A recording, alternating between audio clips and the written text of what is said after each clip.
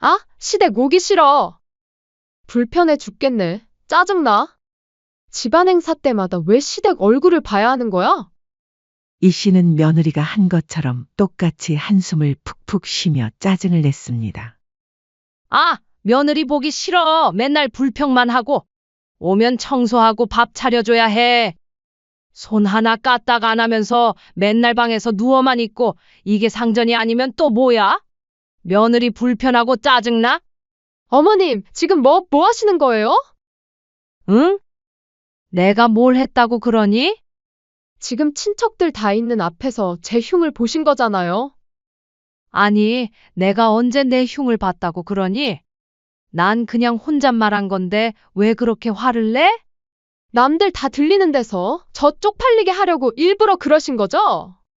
나는 그저 내가 시댁 올 때마다 했던 말과 행동을 똑같이 해준 것뿐이야. 너는 집안 어른들 다 계신 데서 그렇게 말해도 되고 나는 안 되니? 그건 제가 혼잣말을 많이 하는 버릇이 있어서 그래요. 핑계 대지 마라. 나도 며느리인 네가 어렵고 불편하지만 그래도 매번 잘해주려고 신경 썼다. 근데 너는 시댁 올 때마다 오기 싫다. 짜증난다. 얼굴 보기 싫다. 입버릇처럼 말하는데 나라고 며느리를 보고 싶겠니? 그럼 싫은 걸 싫다고 하지 뭐라 그래요? 며느리 입장에서 시댁은 그냥 불편하고 싫은 건 사실이잖아요. 그래. 그럼 너는 시댁을 아예 안 보고 살고 싶니? 네.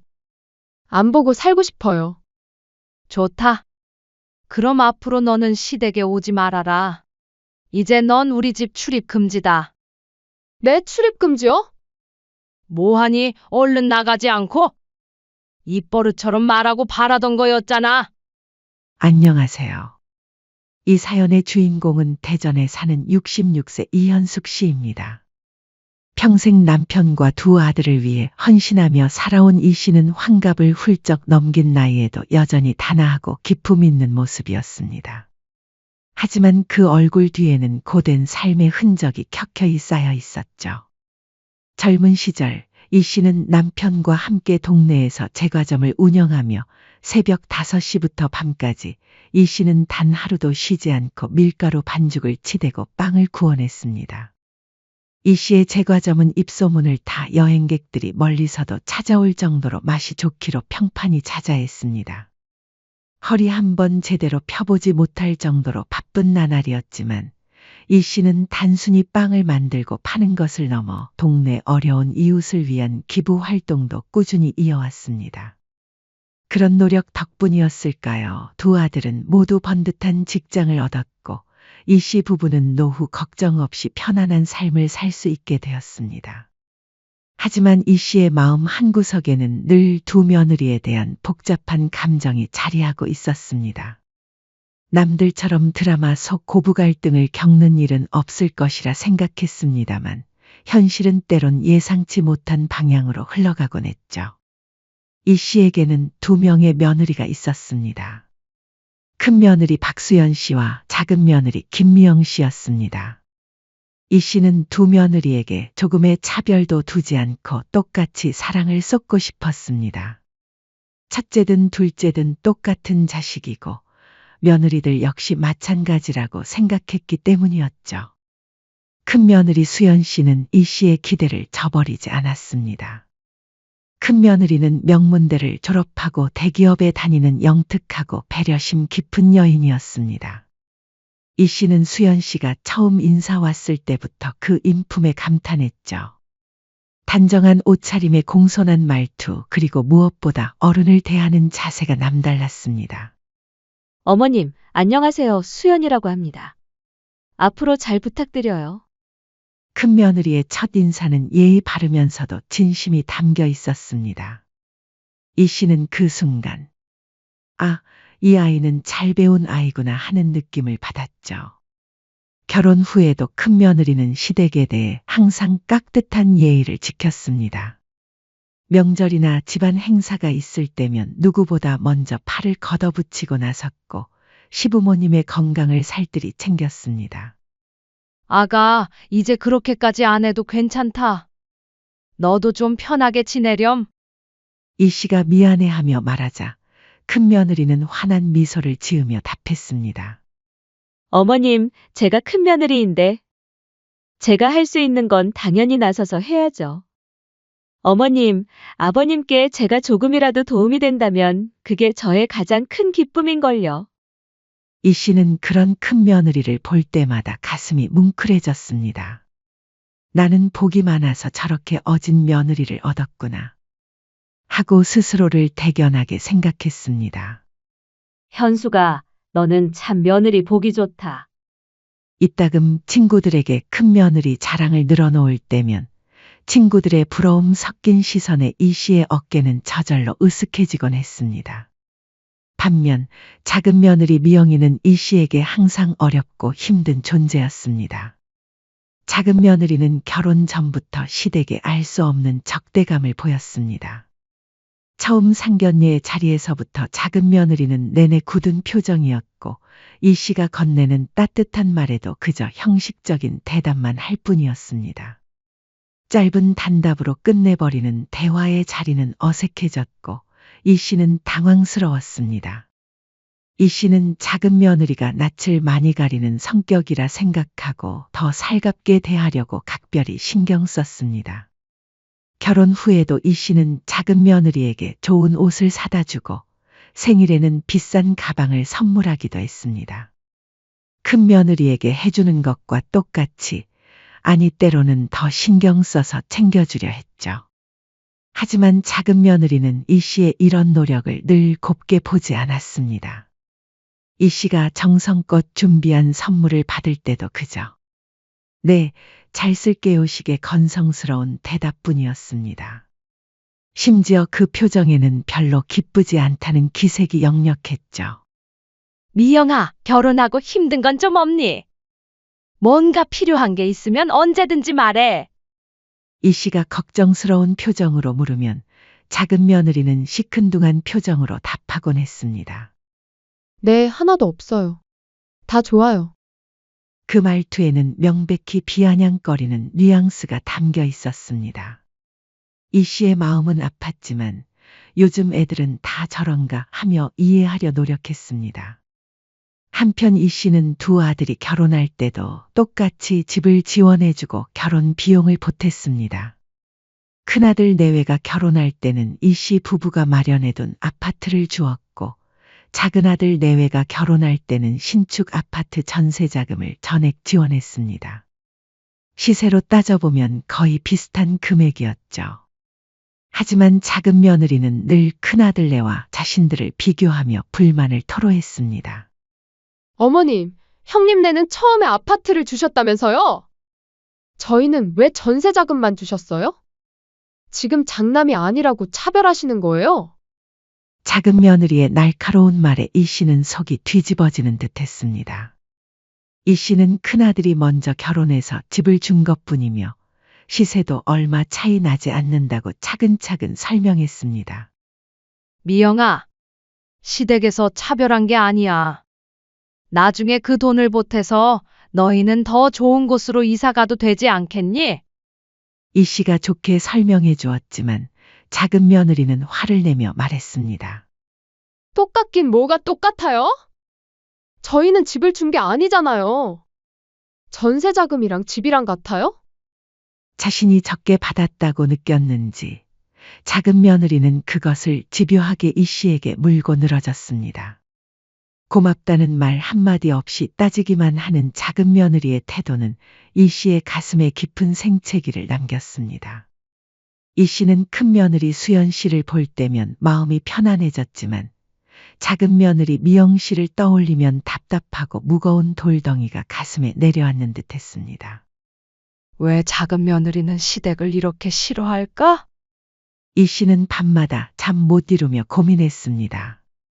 작은 며느리의 싸늘한 태도는 변함이 없었고 이 씨는 점차 지쳐가고 있었습니다. 그래도 이 씨는 언젠가는 작은 며느리도 자신의 진심을 알아주고 마음을 열어줄 것이라고 막연히 기대했습니다. 시간이 지나면 나아지겠지. 아직 초반이니까 그럴 수도 있어. 이 씨는 스스로를 다독이며 인내했습니다. 한 번은 이 씨의 생신을 맞아 가족들이 한자리에 모였을 때 일입니다. 이 씨는 아들과 며느리들을 맞이하기 위해 정성껏 음식을 차렸고 큰 며느리는 일찍 와서 음식 준비를 도와주었습니다. 이 씨 역시 며느리들에게 말을 건네 분위기를 좋게 만들려 노력했습니다. 미영이는 요즘 어떠니? 살이 좀 빠진 것 같은데? 이 씨가 작은 며느리를 따뜻한 눈빛으로 바라보며 물었습니다. 그러나 작은 며느리는 그런 이 씨의 관심에도 대충 대답했죠. 아니요, 똑같아요. 그냥 지낼만 해요. 식사를 제일 먼저 끝낸 작은 며느리는 자리에서 뜨더니 갑자기 구석에서 혼잣말로 중얼거리기 시작했습니다. 아휴, 허리 아파 죽겠네. 명절도 아닌데 굳이 와야 하나? 집 가서 누워있고 싶다. 물론 그 말은 혼잣말처럼 들렸지만 식탁에 앉아있는 이 씨 부부와 작은 아들, 그리고 마침 큰아들 부부까지 모두 들을 수 있을 정도의 소리였습니다. 큰 며느리는 당황한 듯 눈치를 보며 헛기침을 했지만 작은 며느리는 전혀 개의치 않는 듯 했습니다. 이 씨는 그 말을 듣는 순간 가슴이 철렁했습니다. 내 생일이라서 모인 자리인데 저렇게 대놓고 불평을 할까? 하지만 이 씨는 그저 억지로 미소 지으며 아무것도 듣지 못한 척했습니다. 다른 가족들도 어색한 기색이 역력했지만 모두 모른 척하며 식사를 이어갔습니다. 그런데 작은 며느리의 혼잣말은 거기서 끝나지 않았습니다. 하! 정말 짜증나. 귀찮아. 식사는 무슨? 시댁이랑 밥 먹으면 밥이 목구멍에 좋게 넘어가겠냐고. 이번에는 더 큰 소리로 중얼거렸습니다. 이 씨의 얼굴이 순간 굳어졌지만 여전히 참고 있었습니다. 작은 아들이 황급히 아내를 저지했습니다. 미영아, 그만해. 작은 아들의 작은 제지에 작은 며느리는 오히려 짜증을 냈습니다. 죄송해요. 혼잣말한 건데 들릴 줄은 몰랐어요. 식사마저 편히 하세요. 이에 작은 아들은 어머니에게 죄송하다는 말을 자주 했습니다. 어머니, 제가 대신 사과드릴게요. 아내한테 몇 번 주의를 줬는데 펄쩍 뛰면서 짐 싸서 처가에 쪼르르 가버리다 보니까 일이 너무 커지더라고요. 어머니가 조금만 이해해 주시면 안 될까요?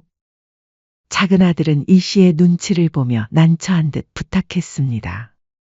이 씨는 아들이 안쓰러워 괜히 부모 등살의 아들 부부 사이가 안 좋아질까 박꾹 참았습니다. 하지만 이 씨는 속으로는 깊은 상처를 받고 있었습니다. 한편 작은 며느리의 혼잣말 문제는 점차 도를 넘어서기 시작했습니다. 집안 행사가 있을 때마다 작은 며느리는 일부러 들으라는 듯 큰 한숨을 푹푹 쉬며 중얼거렸습니다. 아, 시댁 오기 싫다. 시댁 사람들도 불편해 죽겠네. 짜증나. 이 말은 정말 혼자 있을 때 하는 혼잣말이 아니었습니다. 어른들이 함께 있는 거실이나 부엌에서도 스스럼 없이 튀어나왔습니다.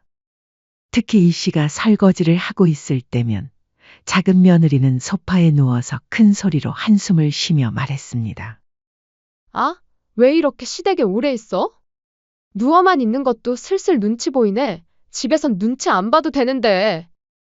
눈치가 보인다며 불평을 하면서도 정작 설거지나 청소를 도와준 적은 한 번도 없었습니다. 모든 집안일은 전부 이 씨와 큰 며느리가 도맡아 했죠.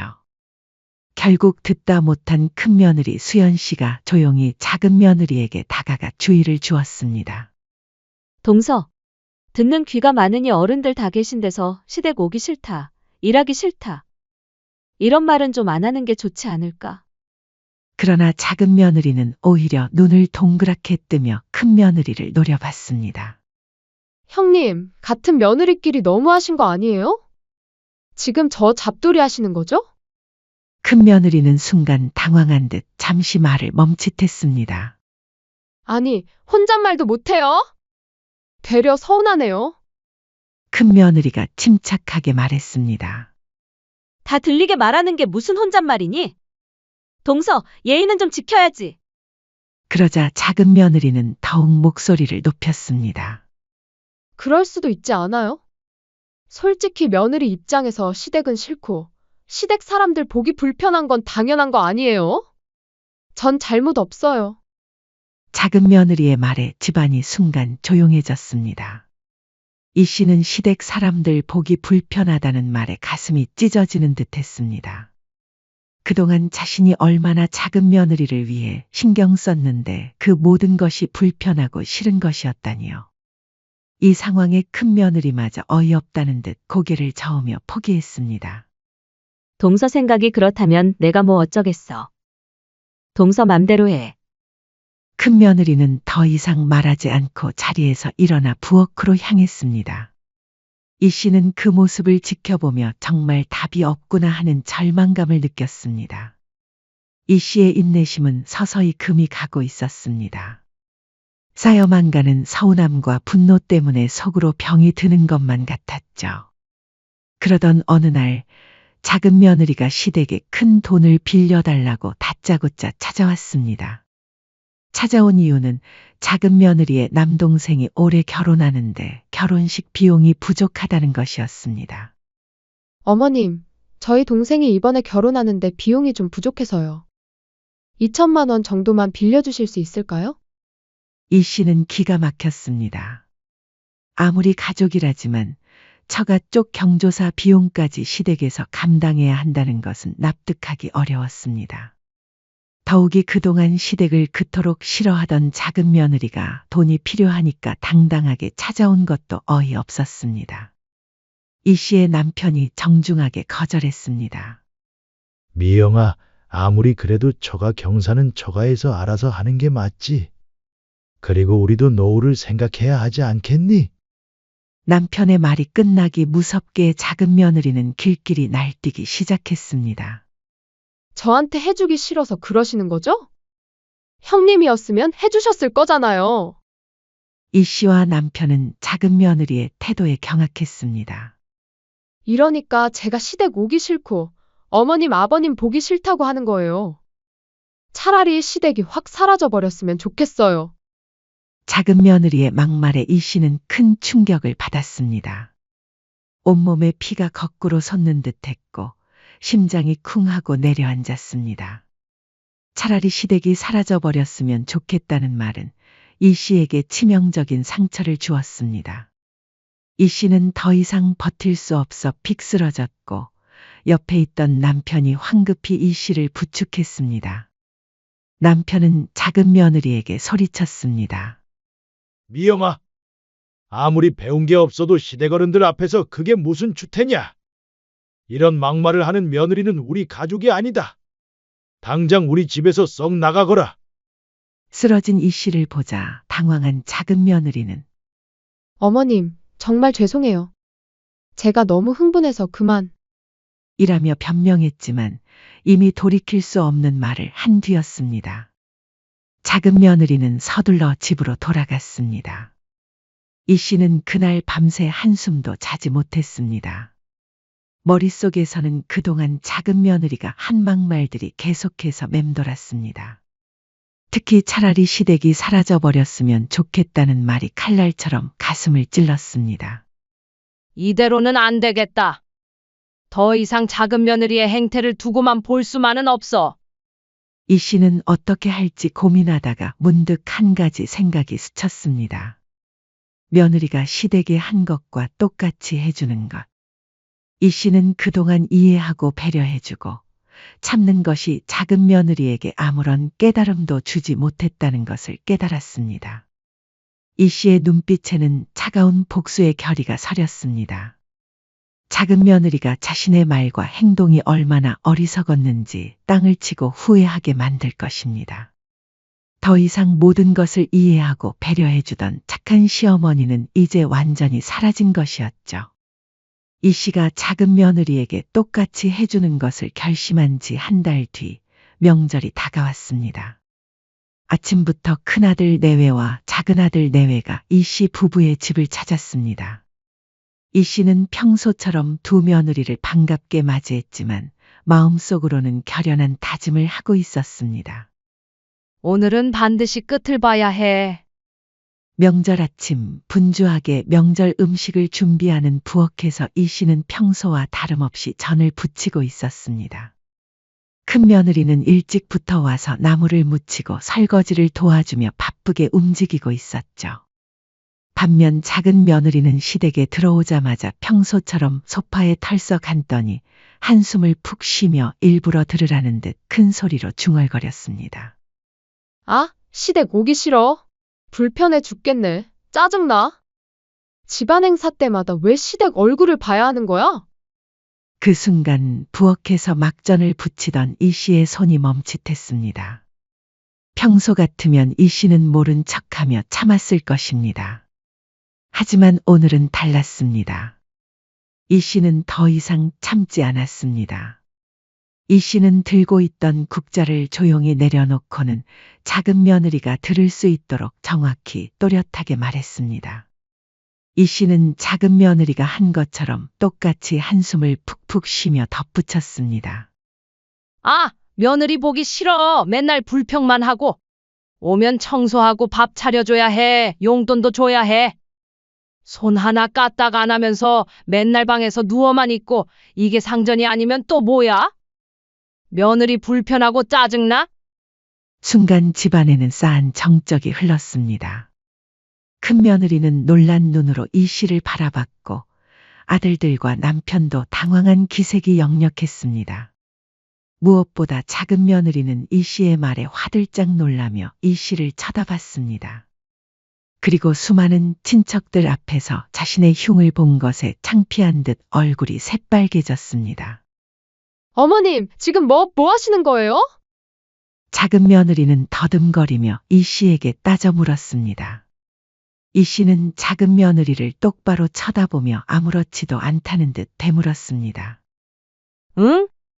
내가 뭘 했다고 그러니? 지금 친척들 다 있는 앞에서 제 흉을 보신 거잖아요. 작은 며느리의 목소리가 떨렸습니다. 그동안 자신은 마음대로 혼잣말이라며 불평을 늘어놨지만 막상 자신이 당하니 얼마나 창피하고 기분 나쁜지 깨달은 것 같았습니다. 이 씨는 고개를 갸웃하며 미소를 지었습니다. 아니야, 미영아, 내가 언제 내 흉을 봤다고 그러니? 난 그냥 혼잣말한 건데 왜 그렇게 화를 내? 작은 며느리의 눈이 휘둥그레졌습니다.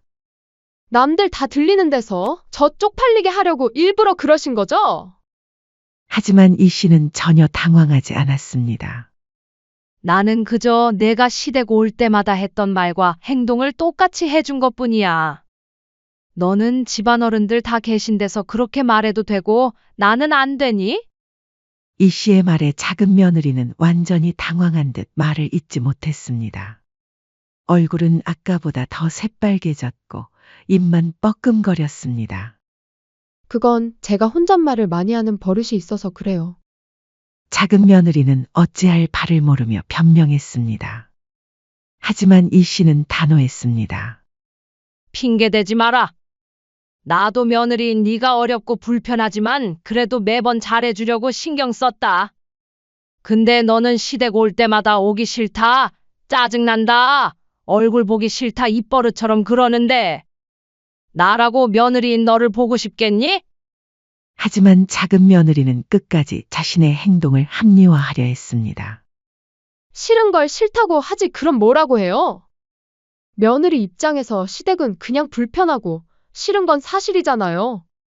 그 순간 작은 며느리가 아직도 자신의 잘못을 인정하지 않는 것을 보고 이 씨는 더 이상 망설이지 않았습니다.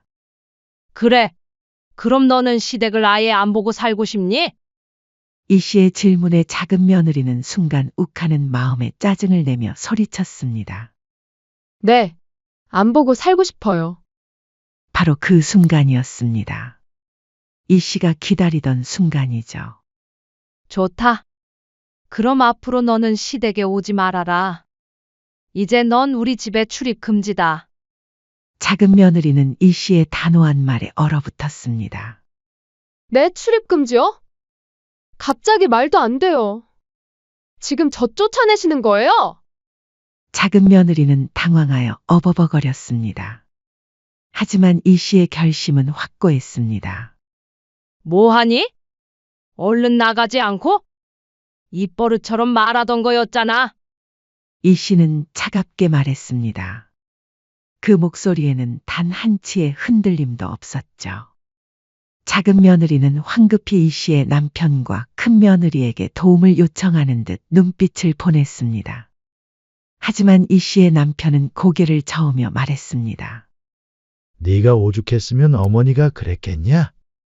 그동안 어머니가 얼마나 참았는데 이제 와서 억울하다고 하지 마라. 다 네 자업자득이야. 이 씨의 남편은 아무 말 없이 조용히 자리를 떴습니다. 작은 며느리의 그동안 행동을 누구보다 잘 알고 있었기에 이 씨의 결정을 이해한 것 같았습니다. 큰 며느리 수연 씨는 작은 며느리를 향해 차분하게 말했습니다. 동서, 어머님이 동서가 시댁 오기 싫어하는 것 같아서 도와주신 것뿐인데 뭐가 문제야? 남은 건 내가 마저 할 테니까 동서는 이만 들어가 봐. 큰 며느리의 얼굴에는 온화한 미소가 걸려 있었지만 그 말 한마디 한마디에는 날카로운 칼날이 숨겨져 있었습니다. 이 씨는 큰 며느리의 현명하고 통쾌한 대처에 속으로 옳지 하고 환호했습니다. 작은 며느리는 이 상황을 어이없어하며 소리쳤습니다. 시댁에 제 편은 하나도 없어요. 그리고는 이를 갈며 현관으로 나섰습니다. 그제야 잠시 밖에 나가 있던 작은 아들도 상황을 파악하고는 우선은 아내의 가방을 챙기고 서둘러 돌아갔습니다. 그 후로 이 씨는 작은 며느리는 일절 챙겨주지 않았습니다. 작은 며느리에게서 연락도 하지 않았고 용돈이나 어떤 종류의 지원도 일체 끊었습니다.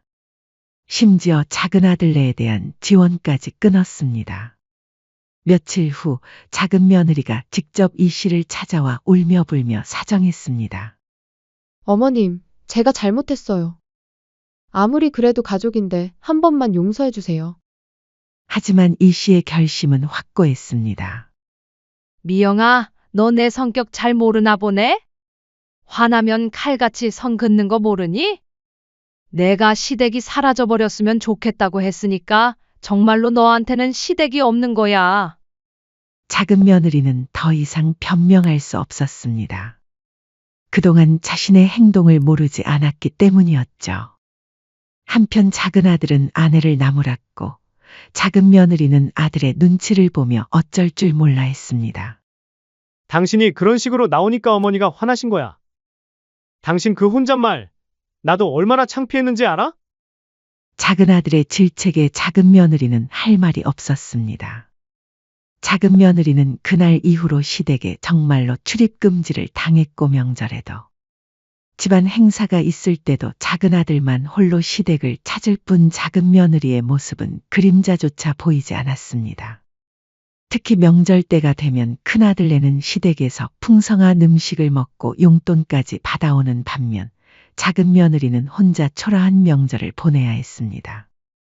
칼같이 끊어진 시댁과의 관계 속에서 작은 며느리는 처음에는 자유로움을 만끽했을지도 모릅니다. 하지만 그 자유는 곧 뼈아픈 후회와 절망감으로 바뀌기 시작했습니다. 첫 번째는 그동안 명절 때마다 받던 용돈, 생일 때마다 챙겨주던 선물, 용돈 및 지원 등 그동안 당연하게 누려왔던 모든 지원이 끊긴 것을 의미했죠. 작은 며느리는 그제서야 시댁의 지원이 얼마나 큰 도움이 되었는지 깨달았습니다. 두 번째는 사회적 관계에서의 위축감이었습니다. 동네 사람들 사이에서 시댁에 출입 금지당한 며느리라는 시선을 받게 되면서 작은 며느리는 점점 움츠러 들어갔습니다. 특히 작은 며느리는 모임에서는 시댁 이야기가 나올 때마다 눈치만 보고 있었죠. 작은 며느리는 그제서야 시댁의 소중함을 깨닫기 시작했지만 이미 엎질러진 물이었습니다. 이 씨의 단호한 선택은 집안에 확실한 변화를 가져왔습니다. 더 이상 불쾌한 혼잣말에 시달릴 필요도 없고 감사할 줄 모르는 사람에게 신경 쓸 이유도 없어진 것이죠. 이 씨는 마침내 자신을 존중하지 않는 사람과의 관계를 정리할 용기를 낸 것입니다. 그동안 모든 것을 이해하고 배려해주던 착한 시어머니는 이제 완전히 사라진 것이었습니다. 대신 자신의 존엄성을 지킬 줄 아는 당당한 어머니가 그 자리에 서 있었습니다. 반면 이 씨는 큰며느리 수연 씨에게는 정과 다름없이, 아니 오히려 더 많은 사랑과 지원을 아끼지 않았습니다. 특히 큰며느리가 아이를 가졌을 때였습니다. 어머님, 저희가 알아서 할게요. 너무 감사하지만 괜찮아요. 아니야. 내가 챙겨주고 싶어서 그래. 큰며느리는 한사코 만류했지만 이 씨는 아이 키울 때 필요한 승용차 한 대를 선물했고 산후조리원 비용까지 지원했습니다. 게다가 간간히 챙겨주며 큰며느리와 손주를 살뜰히 돌보았습니다. 수연아, 내가 항상 시댁을 잘 챙겨주니까 나도 너를 챙겨주고 싶은 거야. 받을만 하니까 주는 거다. 큰며느리 수연 씨는 그런 이 씨의 마음에 진심으로 감사하며 더욱 시부모님께 잘했습니다. 어머님, 정말 감사해요. 어머님 같은 시어머니를 만나서 제가 얼마나 행복한지 몰라요. 큰며느리의 진심 어린 말에 이 씨는 가슴이 뭉클했습니다. 이런 게 바로 며느리와 시어머니 사이의 올바른 관계구나 싶었습니다. 얼마 후 작은 며느리도 임신을 했다는 소식이 작은 아들을 통해 들려왔습니다. 작은 며느리는 조심스럽게 이 씨에게 임신 소식을 전하며 혹시나 하는 마음의 지원을 기대하는 눈치였습니다. 어머니, 저희도 아이가 생겼어요. 그동안은 사이가 좋지 못했지만 이제 손주를 위해서라도 한 번만 용서해 주세요. 어머님, 저도 형님처럼 애도 봐주시고 조리원비랑 용돈도 좀 주시면 안 될까요? 하지만 이 씨의 태도는 단호했습니다. 그래, 임신 축하한다. 하지만 그것과 시댁 출입은 별개 문제야. 내가 한 말 다 기억하지? 시댁의 꼴도 보기 싫고 오기도 싫다며? 결국 작은 며느리는 이 씨 앞에 무릎을 꿇고 눈물 콧물 범벅이 된 얼굴로 애원했습니다. 그땐 정말로 죄송했어요. 제가 잠깐 미쳤었나 봐요. 이제는 정말 어머님 말씀대로 다 할게요. 제발 한 번만 용서해 주세요. 작은 며느리의 애원하는 모습을 보며 한편으로는 안쓰럽기도 했지만 이 씨의 마음은 이미 굳어진 뒤였습니다. 애를 봐주기는 힘들 것 같구나. 지원도 해줄 수 없어.